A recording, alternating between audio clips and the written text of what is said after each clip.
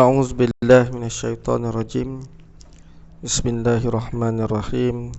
Assalamualaikum warahmatullahi wabarakatuh. Muslimin muslimat dirahmati Allah, insya-Allah pada kali ini kita akan sama-sama tadabbur surah Al-Ankabut ayat 41 hingga 43. A'udzu billahi minasyaitonir rajim.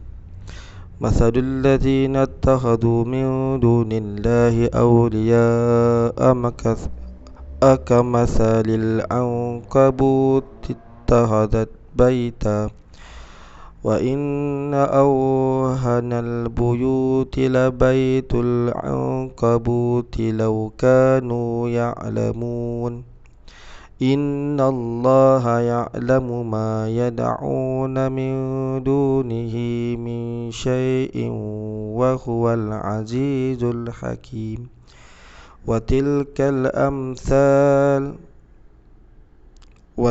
الأمثال نضربها للناس وما يعقلها إلا العالمون. صدق الله العظيم. Perumpamaan orang-orang yang mengambil pelindung-pelindung ataupun penolong-penolong selain Allah adalah seperti labah-labah yang membuat rumah, dan sesungguhnya rumah yang paling lemah adalah rumah labah-labah. Kalau mereka mengetahui, sesungguhnya Allah mengetahui apa saja yang mereka seru selain Allah, dan Dia Maha Perkasa lagi Maha Bijaksana. Dan perumpamaan-perumpamaan ini kami buatkan untuk manusia, dan tiada yang memahaminya kecuali orang-orang yang berilmu. Muslimin muslimat yang dirahmati Allah, tafsiran ringkas daripada 3 ayat ini, iaitu pada ayat ke-41 yang disebut dalam kitab Tafsir Al-Jalalain oleh Imam Jalaluddin As-Suyuti dan juga Imam Jalaluddin Al-Mahalli.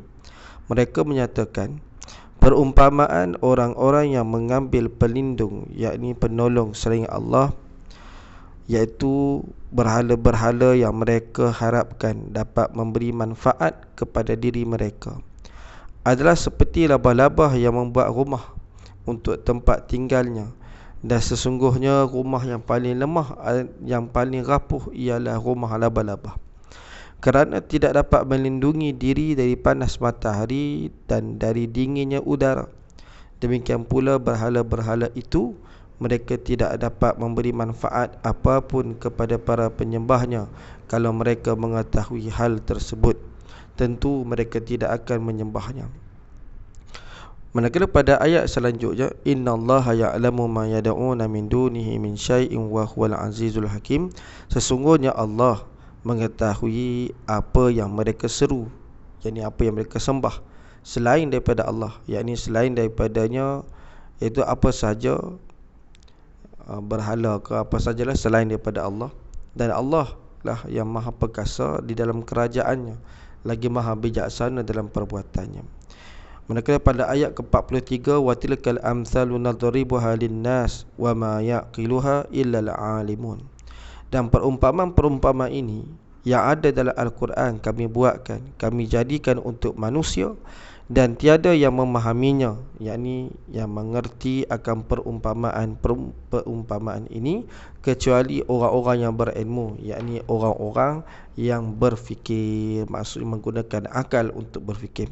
Manakala disebut oleh Imam Ibn Katsir dalam kitab tafsirnya pada ayat ini, beliau menafsirkan bahawa maksud dia tiada yang dapat memahaminya dan merenungkannya kecuali hanya orang-orang yang mendalam ilmunya lagi berwawasan luas. Baik, itu sedikit tafsiran daripada 3 ayat itu untuk memberi gambaran awal kepada kita kenapa Allah Subhanahu wa taala memberikan perumpamaan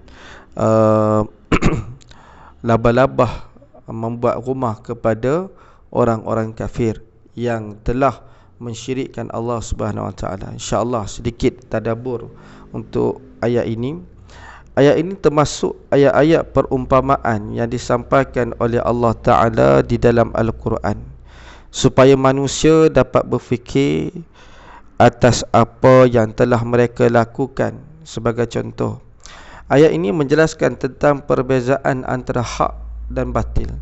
Yang hak ialah menyembah Allah Subhanahu wa taala dan mengakui keesaan Allah. Manakala yang batil adalah mereka yang menjadikan tandingan bagi Allah, menyekutukan Allah dengan menjadikan penolong-penolong mereka itu Tuhan selain daripada Allah. Jadi kebatilan yang dimaksudkan dalam ayat adalah merujuk kepada golongan kafir yang telah mensyirikkan Allah dengan mengadakan sekutu bagi Allah. Mereka menjadikan berhala-berhala yang disembah sebagai penolong, bukannya Allah Subhanahu wa taala menjadi penolong. Jadi persoalan di sini untuk kita tadabbur bersama ialah kenapa Allah membuat perumpamaan dengan labah-labah yang membuat rumah? Kenapa tidak menjadikan perumpamaan yang lain? Jadi sebab itu kalau kita rujuk dalam Al-Quran, sebenarnya banyak ayat-ayat perumpamaan. Ini adalah salah satu, bahkan banyak lagi.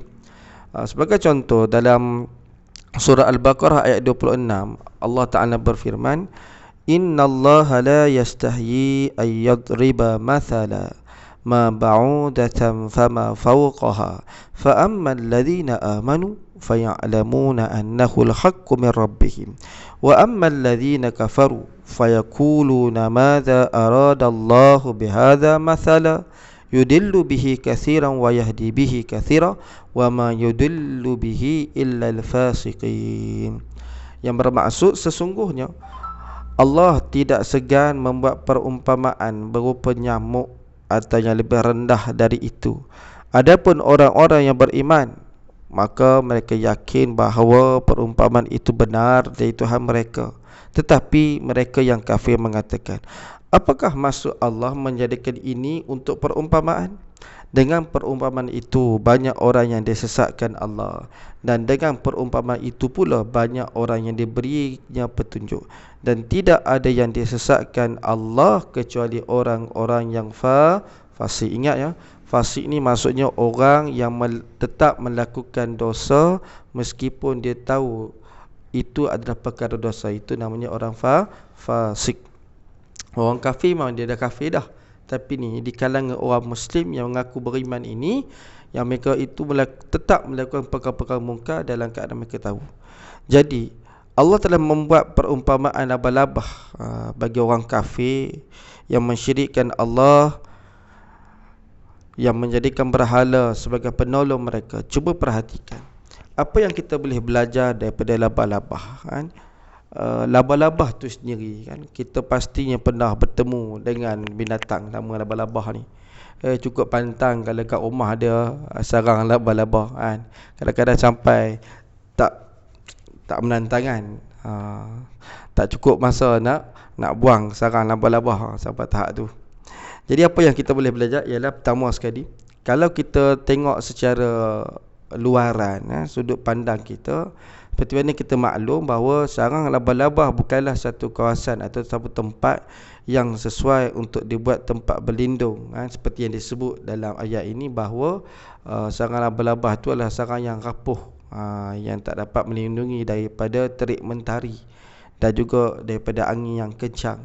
Oleh kerana Allah Ta'ala buat perumpamaan ini dalam Al-Quran, pasti ada sesuatu yang menarik untuk dikaji.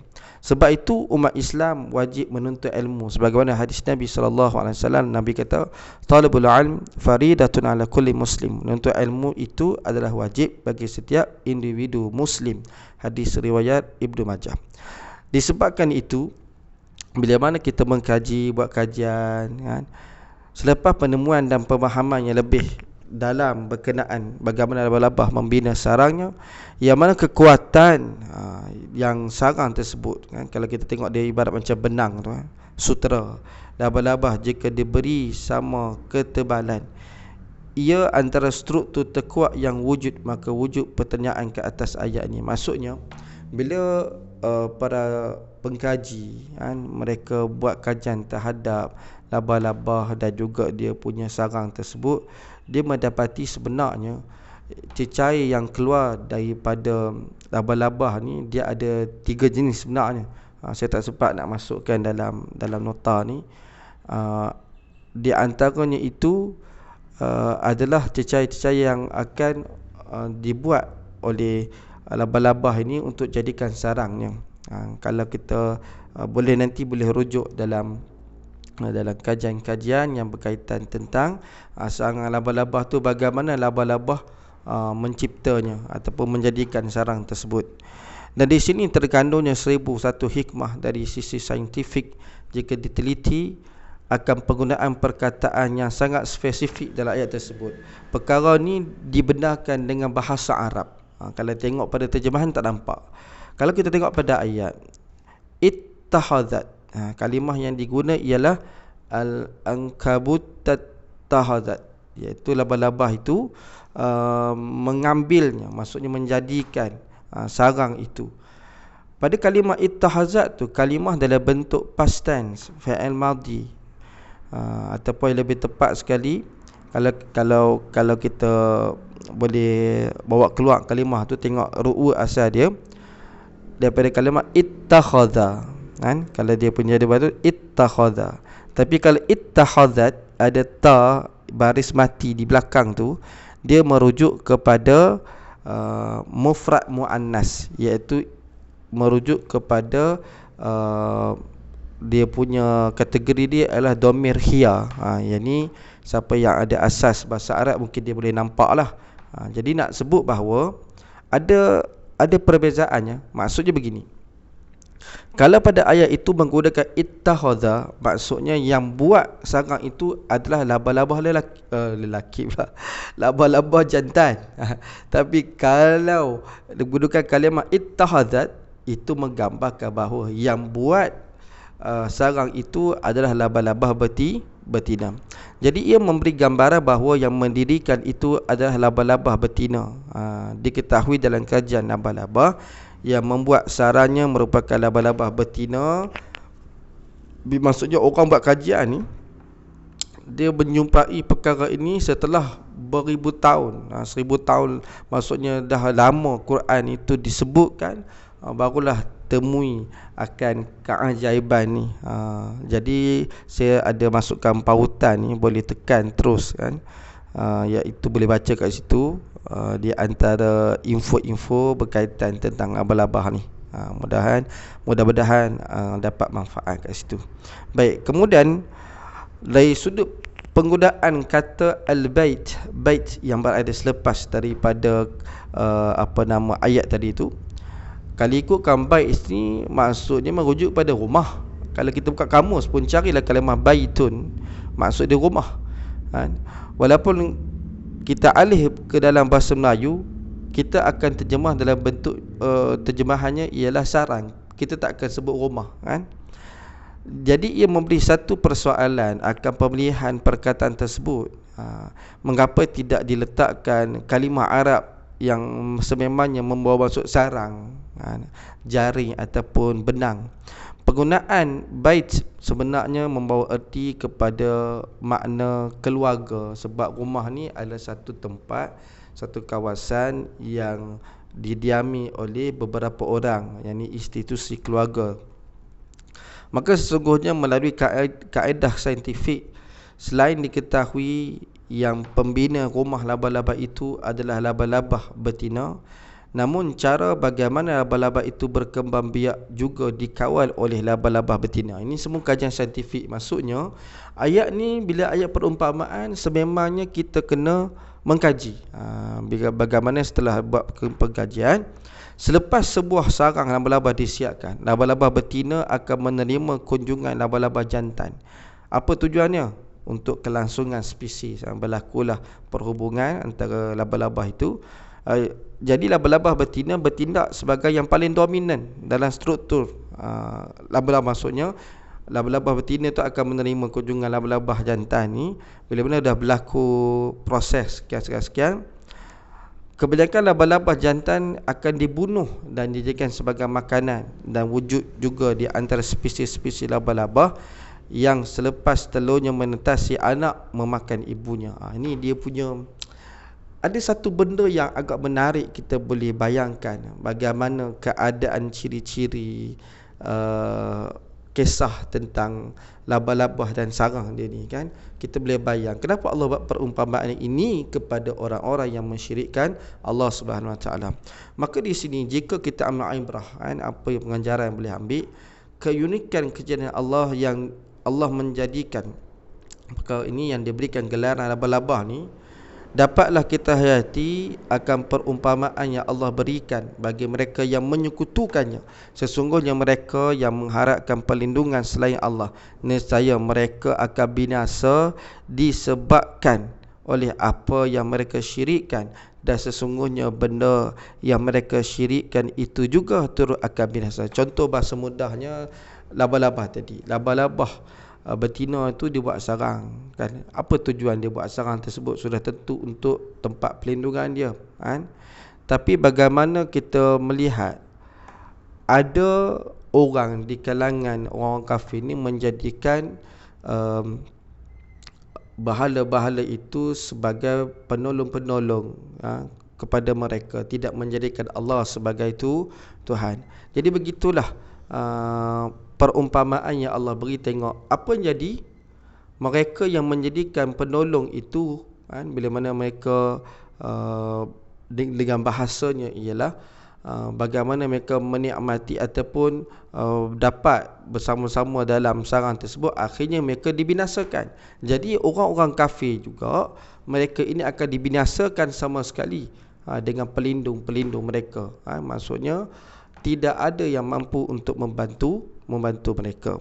Nescaya mereka akan dibinasakan disebabkan oleh apa yang mereka syirikkan, dan sesungguhnya benda yang mereka syirikkan itu juga turut akan dibinasakan. Jadi bagaimana kesimpulan penutup daripada ayat ini, jelas Allah memberikan satu message kepada kita, dan sangat cantik Allah letakkan, iaitu lil alamin apa dia Allah sebut dalam ayat tadi, alimun iaitu orang-orang yang mengetahui.